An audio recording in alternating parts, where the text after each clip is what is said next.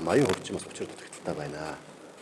Энийг одоо өшөө одоо хүсэл гаргасан хүүхдүүрт нь олох замаар үндсэндээ хүүхдүүрт мөнгө олох бололцоо боломж байна.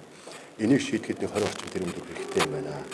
Энийг одоо олон улсын валютын сантай ярилцаа тохирчооч ойлгоцооч гэдэг асуудлыг ярьсан боловч харамсалтай нь олон улсын валютын сан хүлээн зөвшөөрөхгүй гэдэг үндслээр Монгол улсын ерөнхийлөгчийн гаргасан одоо 100% бүрт хүүхдийн мөнгө олох санал болсон. За бидний одоо бас гаргасан их хурлын одоо нэр хүрээгчдүүд гаргасан хүсэл гаргасан хүүхдүүрт санал хүүхдийн мөнгө олох асуудал сая чуулган байнга оронсон.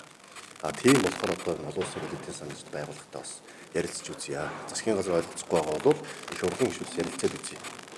Энэ одоо Монгол улсын нөхцөл байдлыг бас ойлгосон. Энэ яг валютын сантай хамтарч хөтөлбөр хэрэгжүүлээд өнөөдөр бас эдийн засгийн өсөлтөд бий болж байна.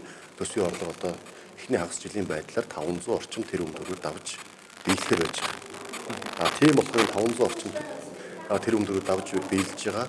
Энэ мөнгнөөс нь 20 орчим тэрбум төгрөгийг хүүхдүүдэд зарцуулахад хүүхдийн мөнгө авъя гэсэн хүүхдийн мөнгө хэрэгцээ шаардлагатай амьдралд нэмэр болдог ийм одоо хүсэл гаргасан иргэдийн хүүхдүүдэд хүүхдийн мөнгө олох бүрэн бололцоот болгож байгаа. За мэдээ цаана одоо өндөр орлоготой тийм үү бизнес гэдэг одоо өндөр орлоготой одоо тодорхой одоо аль тушаал хашдаг хүмүүсийн хүүхдүүд бол хүүхдийн мөнгө авах шаардлагагүй байж болно. Тэдгээр нь хүсэлтэд гарахгүй бол авахгүй байна шүү дээ. Ийм байдлаар одоо шийдэх юм бол үндсэндээ нийт одоо хүүхдийн маань нэг 85-аас 90 орчим хувьд нь хүүхдийн мөнгө олгогдно. Энд одоо 80% төр олгож байгаа мөнгө нь нэмэгдэхэд эхлэхэд 20 орчим төгрөг нэмж зарцуулагдахаар байгаа.